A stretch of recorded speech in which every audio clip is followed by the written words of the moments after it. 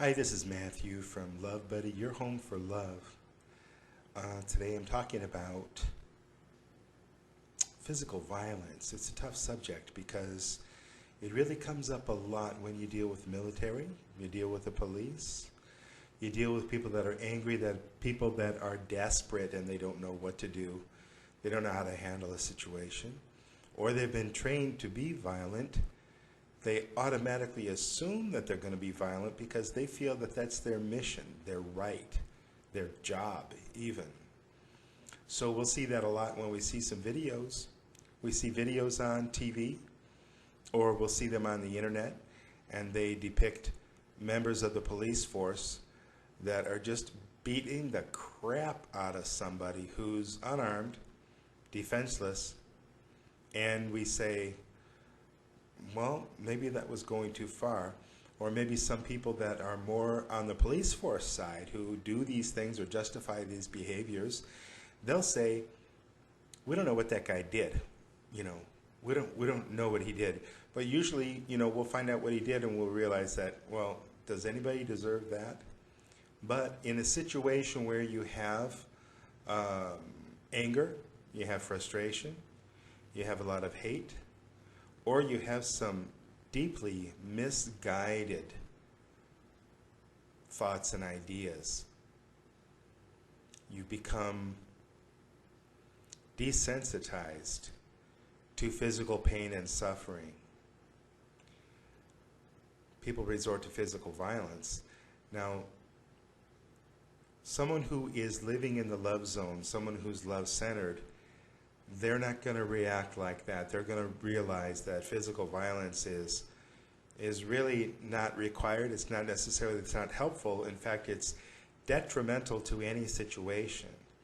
So people like those that are in Palestine that are being abused, that are being beat up, that are being incarcerated, that are being shot for peaceful demonstrations by snipers and wounded, crippled for life, they're building up a certain amount of frustration with being treated that way. Now, one of the things that's really effective in war is, anybody who's been through boot camp will tell you that part of becoming an effective soldier and an effective tool for the ruling class, if you're going to fight and kill for these guys that are sitting safely, comfortable in their office, sending their kids to safe and comfortable schools. I know I'm sounding like a super liberal here. Maybe it's because in some areas I'm a person who is really against physical violence. I'm really against war because I can't see it as justifiable. And all the justification that I hear when it comes to patriotism or when it comes to hating someone because of their race or because of their behavior, because they got high on drugs and they're acting like an idiot, things like that, those answers have never been valid to me.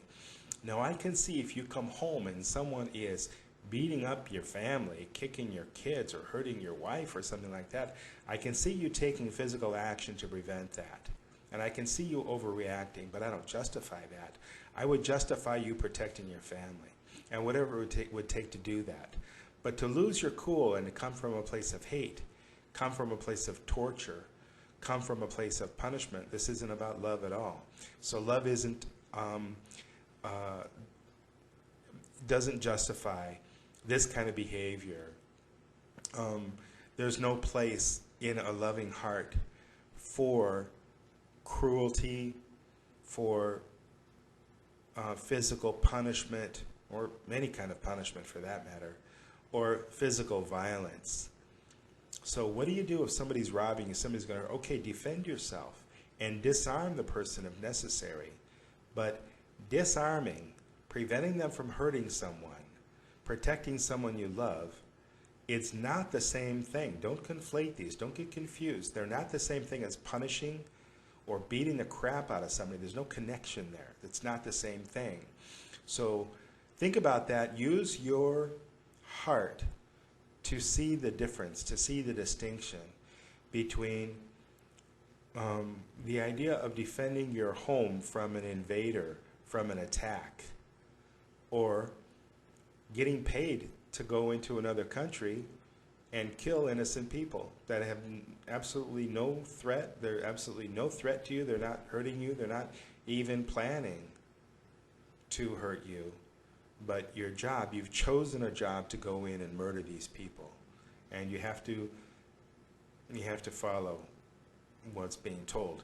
It comes the same thing as on the police force. There are a lot of police that will commit crimes. I saw news today about planting drugs, or two policemen robbing some drug dealers that they found out to be undercover policemen. So these drug dealers, these undercover policemen, ended up arresting these guys for robbing them. So it's just amazing where we look for people to uphold the concept of justice, and love is just. Love isn't about punishment, though. Punishment isn't justice. Beating the heck out of somebody, that's not justice. That's not about justice. Justice is about protection, nurturing, empowering, and preventing those that are sociopaths, that are violent, acting like a rat that's been cornered, and not thinking, just acting physically in a very violent manner. You've got to be able to see the difference there between these two, between following your heart, protecting yourself, protecting your family, protecting those you care about, those that you love, and aggressively going in and killing people, whether it's someone that you catch in your home and then killing them, murdering them unnecessarily, or going to another country, or a police officer that's brutalizing people that he finds doing simple things like riding their bicycle where they're not supposed to, or smoking marijuana or something like that. So love is not about physical violence. In fact, love prevents physical violence. And if we are students of love, and we're teachers of love, and we're practicers of love, we're going to be able to see a clear difference, and it's going to be easy to see what's the difference between defending yourself, empowering those you care about, nurturing them, protecting them from harm, and being an aggressive, violent, physically violent individual. There's a big difference there, and it's easy to see the difference pretty much all the time. Thanks so much for listening. This is Matthew from LoveBudi, your home for love. Hope that your world is full of love. I love you. Have a wonderful day. That's the love tip for today. We'll see you next time. Till then, I'll say bye-bye for now.